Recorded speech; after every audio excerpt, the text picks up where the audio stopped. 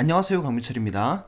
자, 이번 시간에는 2장 두 번째 시간으로서 컴퓨터가 이해하는 정보, 즉 데이터와 명령어에 대해서 학습해 보도록 하겠습니다. 자, 지난 시간에 컴퓨터가 이해하는 정보에는 크게 두 가지가 있다 라고 말씀을 드렸습니다. 하나는 데이터였고요, 또 하나는 명령어였습니다. 우선 그 둘 중에서 이 데이터에 대해서 조금 자세하게 알아보도록 하겠습니다. 앞서 말씀드렸던 것처럼 컴퓨터, CPU는 기본적으로 0과 1만을 이해할 수 있습니다. 그리고 컴퓨터가 이해할 수 있는 정보 단위인 0과 1을 나타내는 가장 작은 정보의 단위를 비트라고 부릅니다. 비트. 1비트는 0 혹은 1 두 가지 정보를 표현할 수 있죠. 2비트는 00, 01, 10, 11 네 가지 정보를 표현할 수 있죠. 마찬가지로 3비트는 8개의 정보를 표현할 수 있습니다. 이처럼 n비트로는 총 2의 n승계의 정보를 표현할 수 있습니다. 자, 하지만 이 비트는 너무 작은 단위입니다. 그렇기 때문에 실제로 컴퓨터가 이해할 수 있는 정보의 크기를 표현할 때에는 이 비트를 묶은 더 큰 정보의 단위로 표현하기 마련인데요. 비트보다 조금 더 큰 정보 단위로는 바이트, 킬로바이트, 메가바이트, 기가바이트, 테라바이트 등이 있습니다. 바이트의 경우에는 8비트, 8비트를 묶은 단위를 의미합니다. 그렇기 때문에 하나의 바이트로 표현할 수 있는 정보의 가지수는 2의 8승계, 즉 256개가 됩니다.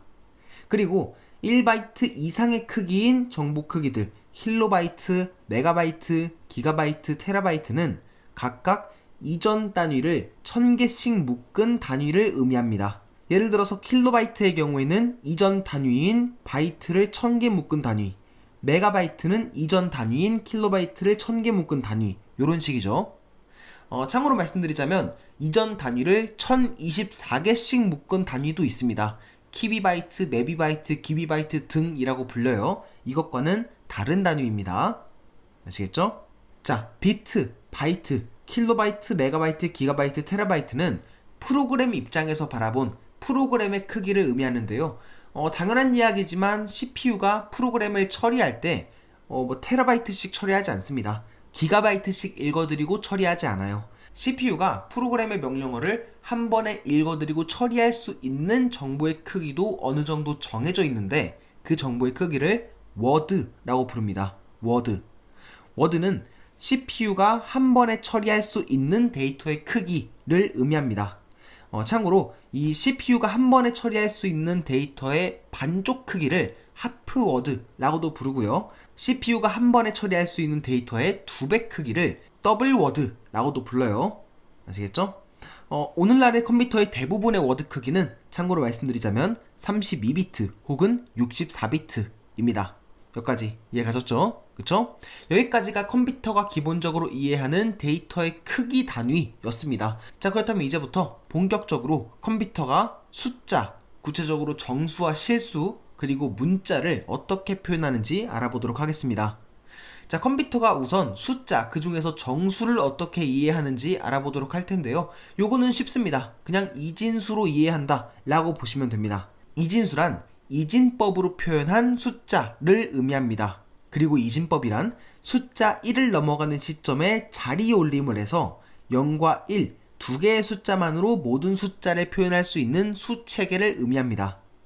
예를 들어서 1이라고 하는 숫자가 있었다 라고 가정해 볼게요. 여기서 1을 더하면 우리가 사용하는 수체계는 십진법으로 나타낸 십진수이기 때문에 2가 되지만 여기서 1을 더하게 되면은 10 자리 올림이 일어나서 10이 됩니다. 여기서 1을 더 추가하면은 11이 되고요.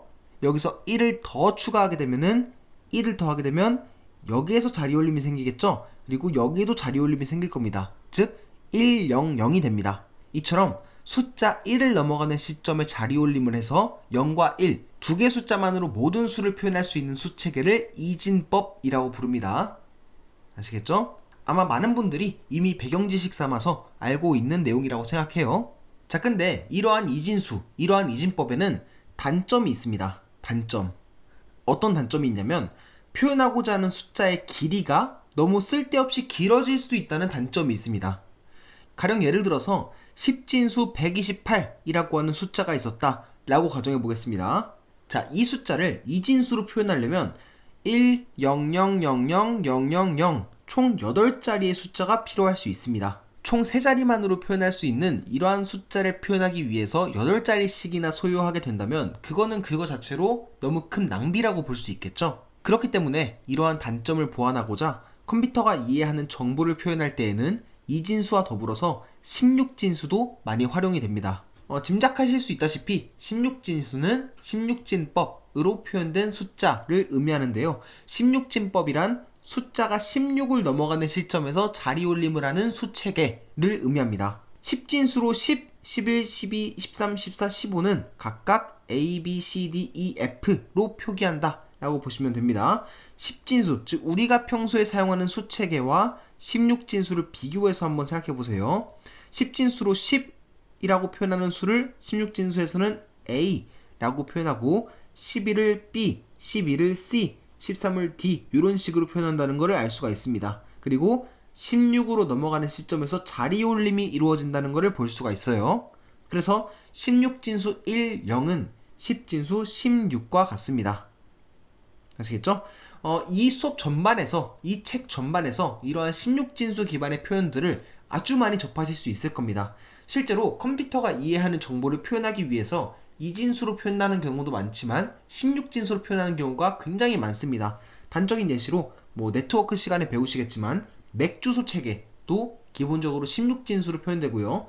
IP 버전 6라고 하는 주소 체계 또한 보시는 것처럼 16진수로 표현이 됩니다. 물론 16진수를 이진수로 변환해서 표현할 수도 있어요. 아시겠죠? 참고로 10진수를 많이 사용하지 않고 16진수를 많이 사용하는 이유는 이진수와 16진수 간의 변환이 용이하기 때문입니다.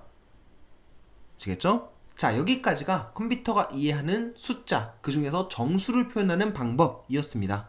자, 그렇다면 이제부터 컴퓨터가 0과 1만으로, 즉 이진수로 실수를 표현하는 방법을 알아보도록 하겠습니다. 자, 컴퓨터가 실수를 표현하는 방법과 관련해서 여러분들이 이번 시간에서 꼭 반드시 기억해야 되는 아주 중요한 포인트가 하나 있습니다. 그건 바로 뭐냐면 컴퓨터로 어떤 실수를 표현할 때 오차가 있을 수 있다는 점입니다. 조금 더 구체적으로는 우리가 실제로 표현하고자 하는 소수와 실제로 컴퓨터가 이해하고 저장하는 소수 간에는 오차가 존재할 수 있습니다. 이런 오차가 발생하는 근본적인 원인은 컴퓨터가 내부적으로 실수를 저장하는 방식에 있어서 정밀도의 한계가 존재할 수 있기 때문입니다. 정밀도의 한계가 존재할 수 있다고요? 그러면 컴퓨터가 정확한 실수값을 저장하고 표현하지 못할 수도 있다는 거예요? 라고 여쭤보신다면 그렇습니다. 이제부터 직접 소스 코드를 기반으로 보여드리도록 하겠습니다. 책에 명시되어 있는 GitHub 주소로 들어와 보시면 이런 디렉토리 구조를 보실 수 있을 거예요. ARCH, 아키텍처라고 하는 이런 폴더, 디렉토리를 볼 수가 있을 거고요. 다양한 폴더들을 볼 수가 있을 겁니다. 근데 이 중에서 컴퓨터 구조 관련한 소스 코드가 모여있는 경로는 ARCH, 아키텍처입니다. 여기서 다양한 소스 코드들을 확인할 수가 있죠. 그쵸? 물론 GitHub에서 브라우저를 통해서 확인하셔도 무방합니다. 아시겠죠? 자, 이 중에서 컴퓨터의 실수 표현에서의 오차를 보이는 예제는 floating이라고 하는 파이썬 파일입니다. 요거죠. 그쵸? 이 파일이에요. 자, 이 파일이 무엇인지 한번 자세히 알아볼까요? 아마 프로그래밍 언어를 배워보신 분들이라면 그렇게 해석하는 게 어렵지 않을 겁니다. 참고로 이 예제 코드는 파이썬 기반으로 이루어져 있지만 제가 지금부터 설명드리는 내용은 파이썬에 국한된 내용이 아닙니다. C 언어로 작성하시든 C++로 작성하시든 자바나 자바스크립트로 작성하시든 이것과 똑같은 예제를 작성했을 때 똑같은 오차가 발생을 합니다. 아시겠죠? 그냥 컴퓨터 내부의 문제예요. 자, 근데 그럼에도 불구하고 이 프로그래밍 언어를 한 번쯤 배워보신 분들이라면 이 파이썬 언어를 배워본 적이 없으시더라도 이게 무슨 뜻인지 얼추 짐작하실 수 있을 겁니다. 자, A라고 하는 변수에 0.1을 담고요. B라고 하는 변수에 0.2를 담고요. C에다가 0.3을 담았습니다. 그리고 참 거짓 검사를 한번 해줄 거예요. A와 B를 더한 값이 C와 같을 경우에 equal이라고 하는 문자열을 출력해라. 그렇지 않다면 not equal을 출력해라 라고 하는 너무나도 간단한 파이썬 소스 코드입니다. 아시겠죠? 파이썬에 관심 없으신 분들은 이것과 똑같은 코드를 관심 있어 하시는 프로그래밍 언어로 작성해보세요. 아시겠죠? 자, 얘를 한번 실행해 볼게요. 실행을 하면은 당연히 equal이 떠야 된다라고 생각하실 수가 있잖아요. 근데 놀랍게도 not equal이 출력됩니다. 어랍쇼? 왜 그럴까요? 그러면은 a와 b를 더한 숫자에 어떤 값이 담겨 있는지 한번 확인해 볼까요?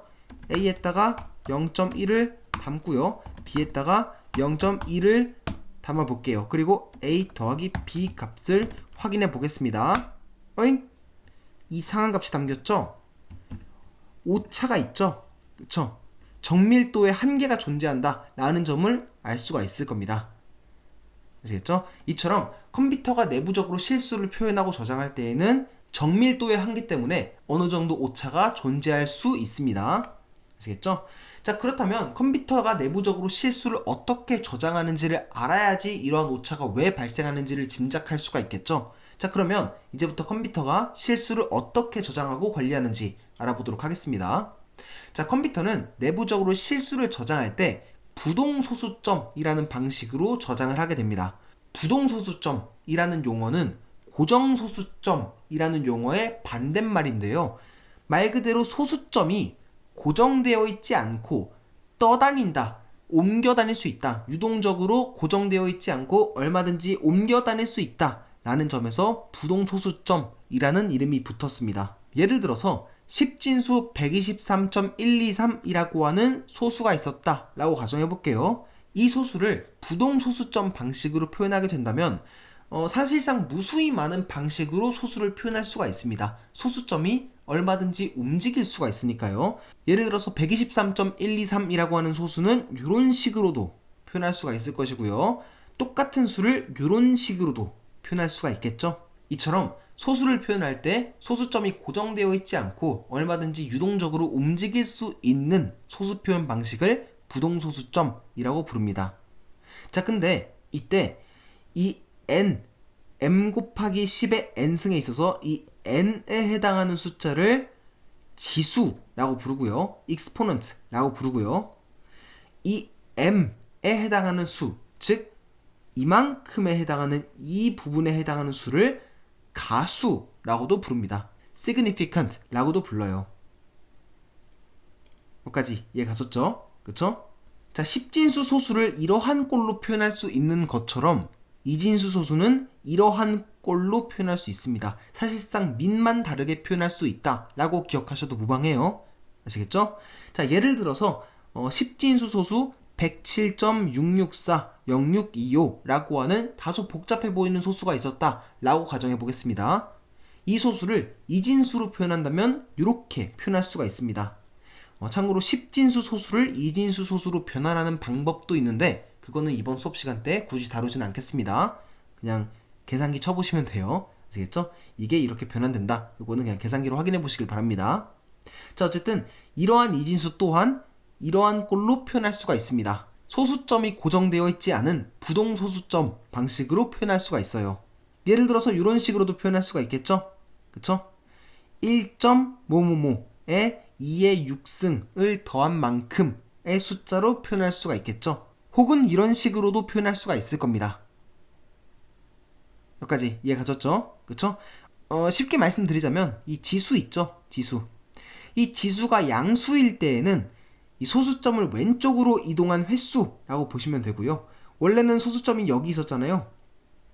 요쯤 있었잖아요. 그쵸? 여기서 6번, 넷, 다섯, 6번 이렇게 이동한 횟수라고 생각하시면 조금 편하고요. 이 지수가 음수일 경우에는 소수점을 오른쪽으로 이동한 횟수라고 보시면 됩니다. 지수가 마이너스 2라는 거는 소수점을 오른쪽으로 2번 이동했다 라는 말과도 같습니다. 하나, 둘. 여기까지 이해 가셨죠? 그쵸? 이렇게 이해하시면 이해하시는 게 그렇게 어렵지 않을 거예요. 자, 이진수 소수를 이러한 꼴로 지수와 가수로 표현할 수 있다 라는 점까지 알았습니다. 자, 그렇다면 오늘날의 컴퓨터가 이러한 지수와 가수를 어떠한 형태로 저장하는지에 대해서 설명드리도록 할게요. 오늘날의 컴퓨터가 지수와 가수를 저장하는 방식에는 IEEE 754라는 이름이 붙었습니다. 사실상 표준화된 방식으로 지수와 가수를 저장한다 라고 보시면 돼요. 이 IEEE 754라는 방식으로 지수와 가수를 저장한다 라고 함은 이러한 꼴로 지수와 가수를 저장하는 것을 의미합니다. 32비트로 하나의 실수를 표현할 경우에는 지수에는 8비트를, 가수에는 23비트를 저장하는 방식, 64비트로 하나의 실수를 표현할 경우에는 지수에는 11비트, 가수에는 52비트를 저장하는 방식, 이러한 꼴로 실수를 표현하는 방식이 바로 오늘날의 표준화된 IEEE 754라고 보시면 되겠습니다. 참고로 부호 비트는 이게 양수인지 음수인지를 나타내는 비트이다 라고 보시면 되겠습니다. 그래서 이진수 실수는 이러한 꼴로 표현될 수가 있는데 여기에 해당하는 숫자가 지수라고 말씀드렸죠. 이 n을 적당히 가공해서 여기다가 넣어준다 라고 보시면 되고요. 이 m에 들어가는 숫자를 적당히 가공해서 이 가수 부분에 넣어준다 라고 생각하시면 되겠습니다.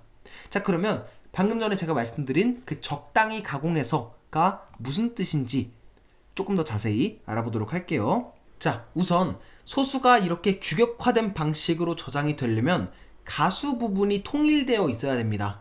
정확하게는 가수의 정수 부분이 1로 통일되어 있어야 돼요. 가수의 정수 부분이라고 함은 이만큼을 의미하겠죠? 이만큼. 혹은 이만큼을 의미하겠죠? 이만큼이 가수의 정수 부분에 해당하잖아요. 그쵸? 자, 그때 IEEE 754 방식으로 소수의 가수 부분을 저장하기 위해서는 가수의 정수 부분이 1로 통일된 형태로 저장이 됩니다. 즉, 가수는 1.뭐뭐뭐의 형태로 표현된다 라고 보시면 돼요. 다시 말해서 이러한 실수를 표현하기 위해서 가수는 이러한 꼴이 아니라 1.뭐뭐뭐인 이러한 꼴로 표현된다 라고 보시면 되겠습니다. 여기까지 이해 가셨죠? 그쵸? 자, 가수를 저장할 때 가수의 정수 부분이 1로 통일된 형태로 저장한다 라고 제가 방금 말씀을 드렸죠? 1.뭐뭐뭐의 형태로 저장한다 라고 말씀드렸습니다. 그렇죠? 근데 잘 생각해보면 이진수 소수를 표현하는 과정에서 가수가 1.뭐뭐뭐의 형태로 표현된다면 이 1점 에 해당하는 요만큼은 저장할 필요가 굳이 없겠네요. 즉, 가수를 저장할 때에는 가수인 1.뭐뭐뭐에서 1점을 굳이 저장할 필요가 없을 겁니다. 왜냐하면 어차피 통일된 숫자니까요. 굳이 이거 저장하지 않아도 1.뭐뭐뭐라고 저장하기로 약속했으니까 굳이 1을 저장할 필요가 없겠죠? 그쵸? 그래서 실제로 가수가 저장될 때에는 1.뭐뭐뭐의 형태로 가수가 표현되고 여기서 1점, 즉 정수 부분을 제외한 채 뭐뭐뭐에 해당하는 소수 부분만 저장하게 됩니다. 아시겠죠? 다시 말해서 컴퓨터가 내부적으로 어떤 소수를 저장할 때 있어서는 가수 부분이 1.뭐뭐뭐의 형태로 통일되어 있는데 1점은 어차피 통일되어 있는 값이니까 얘는 굳이 저장하지 않고 뭐뭐뭐에 해당하는 이 부분만, 가수의 소수 부분만 저장하게 된다까지 이해하시면 되겠습니다. 그래서 이러한 10진수를 이진수로 이렇게 표현할 수 있고 1.뭐뭐뭐의 형태로 표현하면은 이렇게 표현할 수 있다 라고 말씀을 드렸잖아요. 그쵸? 이렇게 표현된 이진수 실수의 가수를 저장할 때에는 이 부분에 해당하는 이만큼만 여기에 저장이 되게 됩니다. 여기까지 이해 가셨죠? 그쵸? 자, 다음으로 지수가 어떻게 저장되는지도 정확하게 살펴봅시다. 지수가 저장될 때에는 바이어스라고 하는 특별한 값이 더해져서 저장이 됩니다. 바이어스. 이 바이어스 값은 2의 지수 비트 수 -1, -1에 해당하는 숫자입니다. 즉, 지수 표현에 8비트가 사용됐다면 바이어스 값은 2의 7승에서 1 뺀 값, 즉 127에 해당하는 값이고요. 지수 표현에 11비트가 사용됐다면 바이어스 값은 2의 10승에서 1 뺀 값, 즉 1023에 해당하는 값입니다.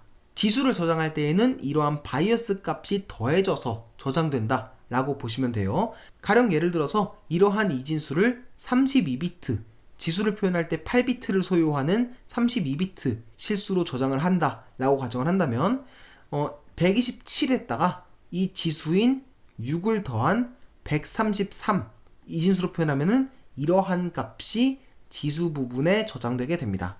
여기까지 이해 가셨죠? 그쵸? 어렵지 않죠? 지수를 저장할 때에는 지수 더하기 바이어스 값이다. 바이어스 값은 이 경우에는 127이고 이 경우에는 1023이다 라고 보시면 되겠습니다.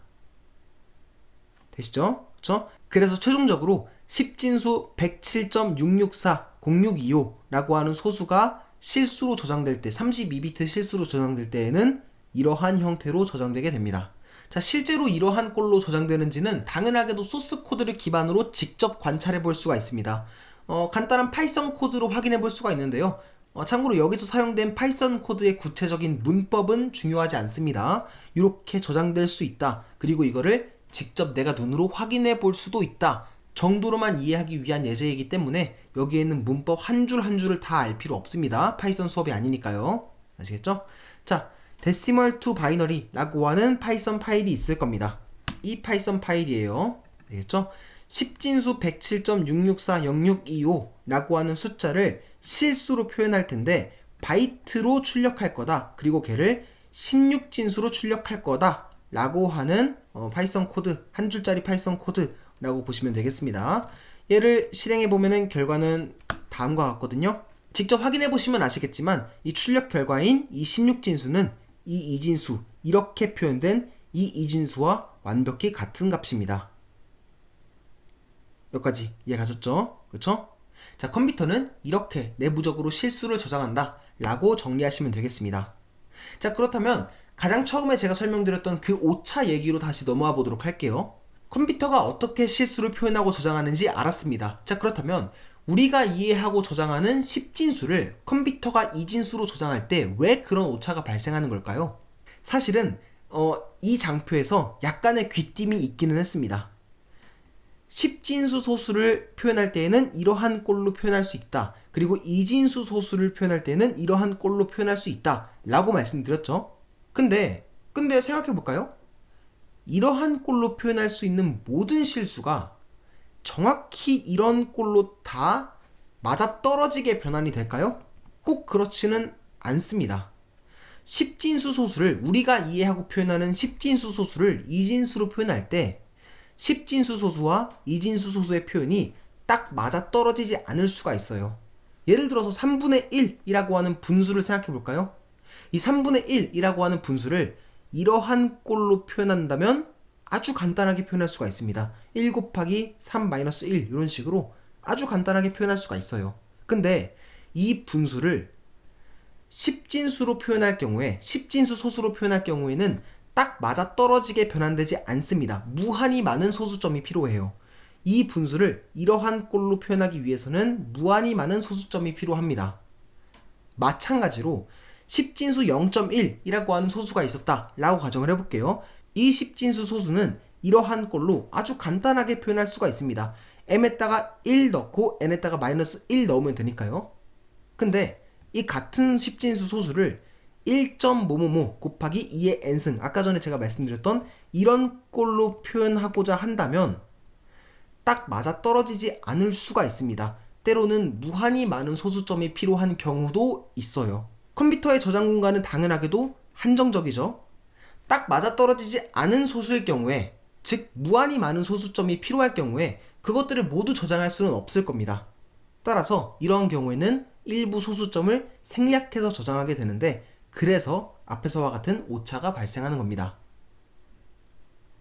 여기까지 이해 가셨죠? 우리가 표현하는 10진수 소수는 이러한 꼴로 표현할 수 있지만 컴퓨터는 이러한 꼴로 저장하기 때문에, 그리고 이게 때로는 직접적으로 유한한 소수점으로 변환되지 않는 소수도 있기 때문에 때로는 무한히 많은 소수점이 필요할 수가 있고, 변환 과정에서 무한히 많은 소수점이 필요할 경우에는 당연히 오차가 발생할 수 있다 까지 이해하시면 되겠습니다. 자, 이러한 오차의 존재를 모를 경우에는 당연하게도 정교한 연산이 요구되는 작업이라든지 뭐 이러한 상황에서 당연히 불이익이 있을 수가 있겠죠. 그렇죠? 그래서 이런 것들은 꼭 알아두시는 게 좋습니다. 참고로 말씀드리자면 이러한 오차의 존재를 모르는 상태에서 코딩 테스트에서 이러한 오차를 맞닥뜨리게 됐을 경우엔 이제 뇌정지가 오게 될 수가 있습니다. 아시겠죠? 꼭 잘 기억해 두시길 바래요. 아시겠죠? 자, 그렇다면 지금부터 컴퓨터가 0과 1로 어떻게 문자 데이터를 다루는지에 대해서 학습해 보도록 하겠습니다. 컴퓨터가 이해할 수 있는 문자들의 집합을 문자 집합이라고 부릅니다. 그리고 문자 집합에 속한 문자를 컴퓨터가 이해할 수 있는 0과 1로 이루어진 코드로 변환하는 과정을 문자 인코딩이라고 부릅니다. 인코딩의 반대 과정, 즉 0과 1로 표현된 문자를 우리가 이해하는 문자로 역으로 변환하는 과정을 디코딩, 문자 디코딩이라고 부릅니다. 이 인코딩과 디코딩, 그리고 문자 집합에 대해서 이해하는 것은 개발할 때 있어서 매우 중요합니다. 만약에 컴퓨터가 이해할 수 없는 문자 집합을 표현하거나 혹은 문자 인코딩이 적절하게 이루어지지 않거나 디코딩이 제대로 되지 않을 경우에는 지금 보시는 것처럼 이렇게 당연히 문자가 깨질 수 있기 때문이에요. 그래서 개발을 하는 과정에서 이렇게 뜬금없이 문자가 깨진다면 가장 먼저 확인해야 될 대상이 문자 집합 그리고 인코딩이기도 합니다. 아시겠죠? 자, 그러면 컴퓨터가 0과 1로 문자를 표현하는 방법, 즉 다양한 인코딩 방법에 대해서 알아보도록 하겠습니다. 가장 기본적인 인코딩 방식부터 알아보도록 할게요. 가장 기본적인 문자 인코딩 방식으로 아스키가 있습니다. 아스키 문자 집합은 초창기 컴퓨터에서 사용하던 문자 집합 중 하나인데요. 영어의 알파벳, 그리고 아라비아 숫자, 그리고 일부 특수 문자와 제어 문자를 포함하고 있는 문자 집합입니다. 이게 아스키 문자 집합의 일부라고 보시면 돼요. 이렇게 제어 문자도 있고요. 이렇게 일부 특수 문자가 있고 대문자, 소문자, 알파벳이 이렇게 명시되어 있다는 것을 볼 수가 있죠. 그렇죠? 아스키 문자 집합에 속한 문자 하나하나에는 고유한 숫자가 부여되어 있습니다. 그리고 그렇게 부여된 고유한 숫자를 인코딩된 값으로 삼는 것이 바로 아스키 인코딩입니다. 간단하죠? 그렇죠? 자, 하나의 아스키 문자를 표현하기 위해서는 8비트, 즉 1바이트를 사용합니다. 그 중에서 1비트는 패리티 비트라고 해서 오류 검출을 위해서 사용하는 비트라고 보시면 되고요. 그렇기 때문에 실질적으로 문자 표현을 위해서 사용되는 비트는 총 7비트입니다.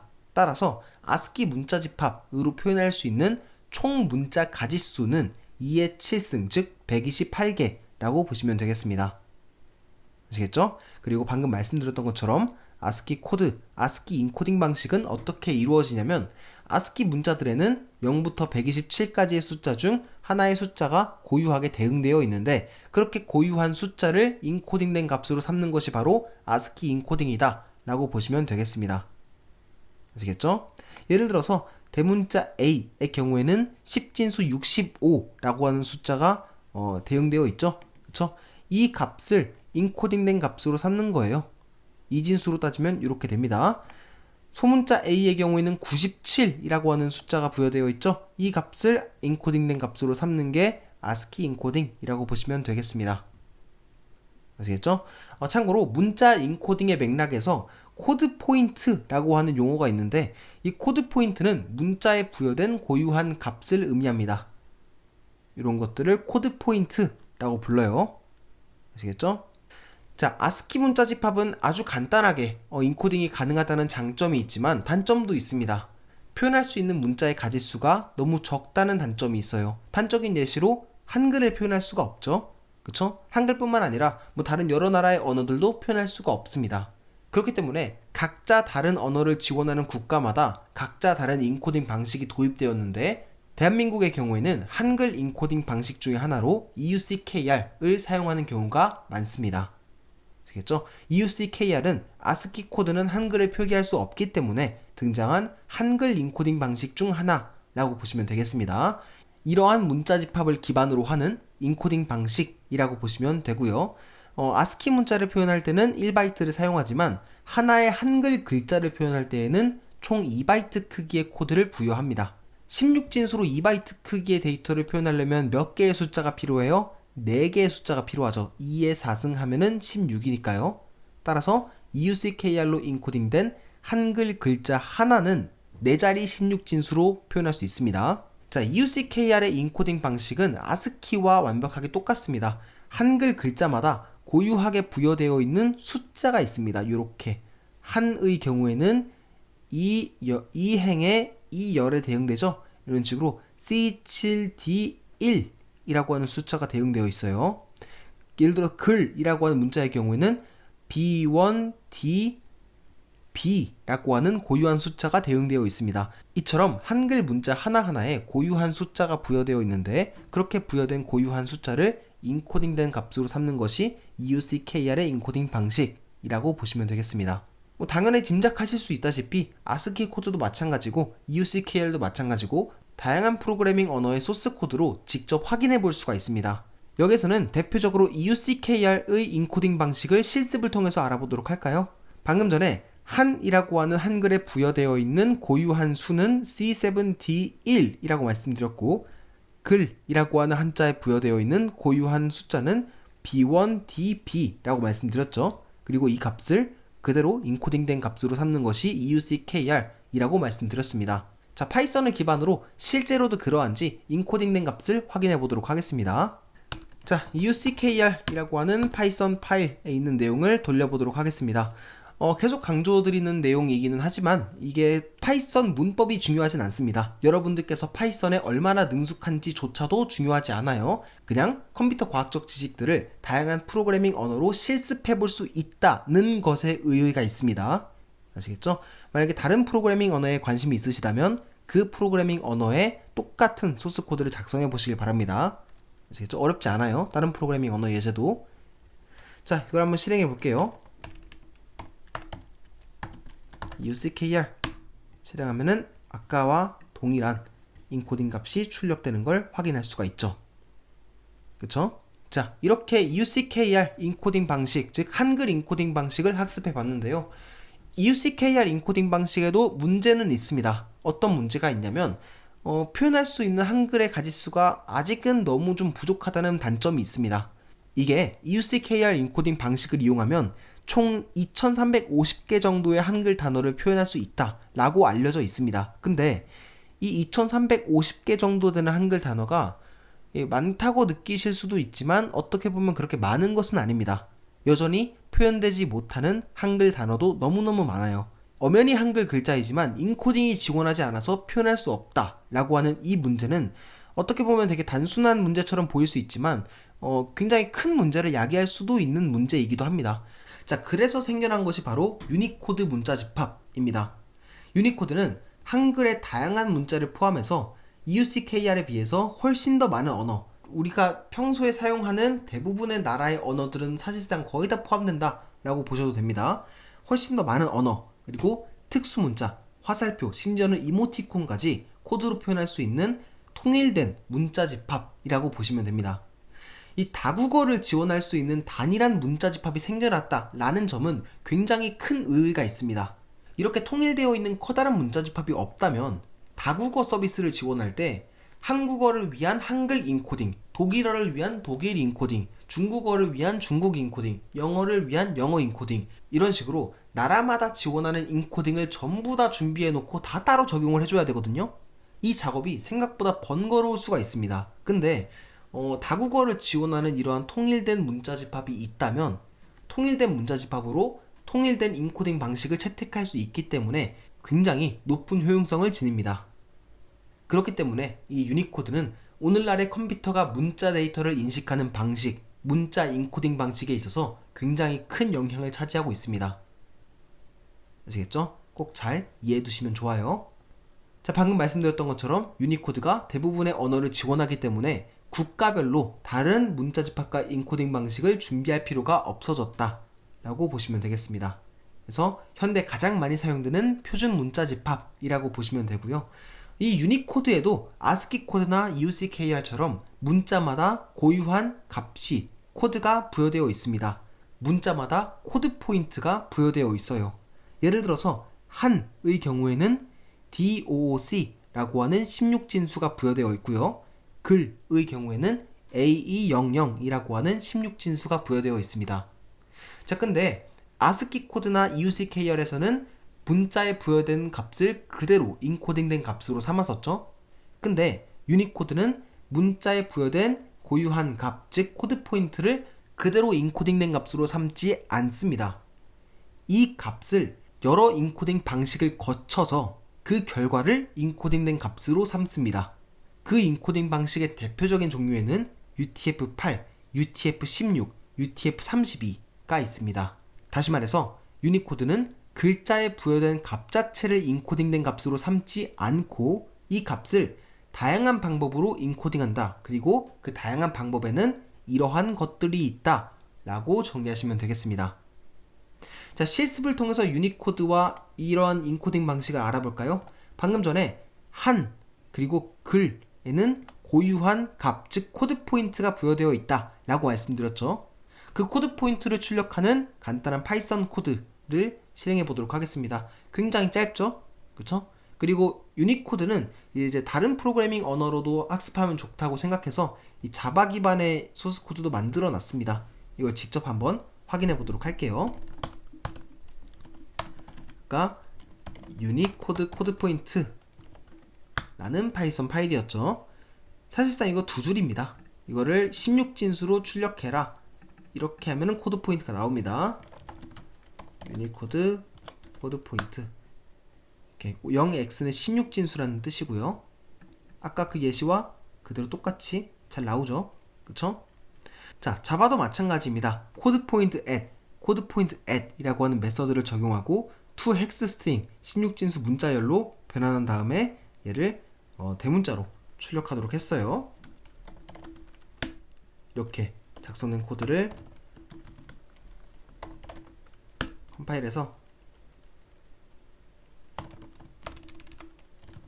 실행해 보겠습니다. 당연하게도 똑같은 값이 나옵니다. 아시겠죠?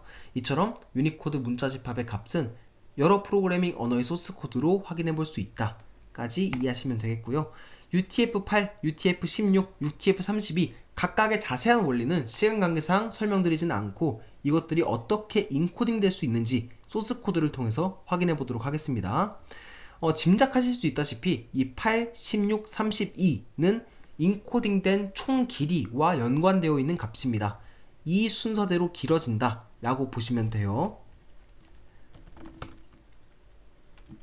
관련된 파이썬 코드는 유니코드 인코딩 이라고 하는 파이썬 파일입니다. 한, 글 이라고 하는 글자를 각각 인코딩 해줄 거고요. 안에 UTF-8, UTF-16, UTF-32 이렇게 인코딩 방식을 명시해 주시면 됩니다. 그리고 그 값을 16진수로 출력해 주도록 할 거예요. 헥스를 통해서 16진수로 출력해 주도록 할 겁니다. 그러면 다양한 인코딩 방식이 적용된 한과 글이라고 하는 인코딩 결과가 출력되게 됩니다. 자, 이렇게 다양한 문자들의 인코딩 방식을 알아보았습니다. 아시겠죠? 자, 마지막 인코딩과 관련한 주제로 베이스 64 인코딩에 대해서도 알아보도록 하겠습니다. 이 베이스 64라고 하는 용어는 64진법이라는 뜻입니다. 이게 어떤 말이냐면 64가지의 아스키 기반의 문자로 어떤 데이터를 변환할 수 있는 인코딩 방식이라고 보시면 되겠습니다. 그래서 베이스 64를 이용하면 어떤 문자 뿐만 아니라 다양한 이미지와 같은 이진 데이터까지 아스키 기반의 문자로 변환할 수 있게 됩니다. 사실 베이스 64는 이 문자보다는 이미지 같은 이진 데이터를 아스키 기반의 문자로 인코딩하기 위해서 더 많이 사용되는 것 같아요. 그래서 베이스 64 인코딩은 이미지 등 단순 문자 이외의 데이터까지 모두 아스키 형태의 문자로 표현할 수가 있습니다. 이 베이스 64가 사용되는 대표적인 예시로 이 이메일이 있습니다. 예를 들어서 어떤 이메일에다가 이미지를 첨부한 다음에 전송했다 라고 가정해 볼게요. 그 이메일의 원문을 확인해 보시면 다음과 같이 표시가 됩니다. 베이스 64 라고 표시가 돼요. 이러한 이미지가 이러한 아스키 형태의 문자로 변환돼서 전송된다 라는 점을 시사합니다. 아시겠죠? 앞서 말씀드렸던 것처럼 베이스 64는 64진법을 의미하고요. 하나의 베이스 64 인코딩 값을 표현하기 위해서 64가지의 문자가 활용이 됩니다. 이렇게 64진수 하나를 표현하기 위해서는 몇 비트가 필요하죠? 2의 6승이 64니까 6비트가 필요하죠. 따라서 베이스 64 인코딩에서는 변환하고자 하는 데이터를 6비트씩 나누어서 대응되어 있는 이러한 문자로 변환하게 됩니다. 이렇게. 그리고 베이스 64 인코딩을 수행할 때에는 기본적으로 4개씩, 즉 24비트씩 한 번에 변환되게 됩니다. 자, 예를 들어 볼까요? ABC라고 하는 문자열이 있었다 라고 가정해 볼게요. A, B, C 각각 8비트의 아스키 코드 97, 98, 99로 인코딩이 됩니다. 아스키 코드는 8비트로 표현된다 라고 말씀드렸죠. 그쵸? 예를 들어서 A라고 하는 문자열은 97로 인코딩 되니까 이걸 이진수로 이렇게 표현했다 라고 가정해 보겠습니다. 마찬가지로 B도 이만큼 8비트로 이만큼 98이라고 하는 숫자가 이진수로 인코딩 됐다 라고 가정해 볼게요. C도 이만큼 99라는 숫자가 이진수로 인코딩 됐다 라고 가정해 보겠습니다. 즉 ABC라고 하는 문자는 총 24비트 코드로 인코딩 되게 됩니다. 자, 이 인코딩된 값을 베이스 64로 인코딩을 해봅시다. 앞서 말씀드렸던 것처럼 하나의 베이스 64 인코딩 값을 표현하기 위해서는 6비트가 필요합니다. 그리고 이렇게 6비트로 표현된 이진수에는 각각 대응되어 있는 문자가 있어요. 이 8비트로 인코딩된 A라고 하는 값의 6비트 이만큼을 끊어서 여기에 대응되는 값이 무엇인지를 찾아보면은 대문자 Y가 나옵니다. 그리고 다음으로 6비트를 끊어보면 이만큼 끊을 수가 있겠죠? 이만큼에 해당하는 값을 대응되는 값을 찾아보면은 010, 110, 010, 110 W가 나옵니다. 대문자 W. 다음으로 6비트 끊어볼까요? 001, 001 이거에 대응되는 값은 대문자 J가 나옵니다. 아마 여기서는 잘린 것 같네요. 그쵸? 다음 6비트를 끊어볼까요? 100, 011 얘를 대응되는 값을 찾아보면은 100, 011 소문자 J가 나옵니다. 즉 베이스 64로 변환된 값은 대문자 Y, 대문자 W, 대문자 J, 소문자 J라는 점을 알 수가 있습니다. 그냥 단순히 6비트씩 끊어서 이렇게 변환해준 것에 불과해요. 아시겠죠? 어렵지 않죠? 그쵸? 자, 근데 여기서 한 가지 예외가 있습니다. 앞서 제가 기본적으로 4개씩 24비트씩 한 번에 변환이 이루어진다 라고 말씀드렸죠. 그쵸? 근데 만약에 A와 B라고 하는 문자열이 있었다 라고 가정해 보겠습니다. 이거는 총 16비트로 인코딩이 되죠. 그쵸? 그렇기 때문에 24비트에서 남는 자릿수가 생깁니다. 6비트로 4개씩 나누어 떨어지지 않아요. 이전 예제에 비해서. 그렇죠? 이만큼이 전부 다 B죠? 그쵸? 이럴 경우에는 나누어 떨어지지 않는 자리가 0으로 채워지고 이 값을 패딩이라고 부릅니다. 그리고 패딩 값은 는으로 인코딩이 됩니다. 가령 이 예시의 경우에는 A와 B라고 하는 값이 인코딩된 결과는 총 16비트로 표현되기 때문에 4개씩 6개의 비트로 베이스 64 변환이 이루어지기 어렵겠죠. 그렇기 때문에 부족한 만큼 0으로 채운 뒤에 패딩으로 채운 뒤에 패딩으로 채운 값은 는으로 인코딩이 됩니다. 가령 B라고 하는 문자의 ASCII 인코딩 값은 011, 00010 이었죠. 그쵸? 근데 여기서 00이 채워진다면 이만큼 6비트는 001, 000 여기 조금 잘려서 안 보이시겠지만 001, 000 대문자 I로 변환이 될 겁니다.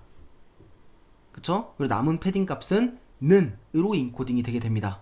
그래서 A, B를 베이스 64 인코딩 하면은 Y, W, I, 는으로 인코딩이 됩니다.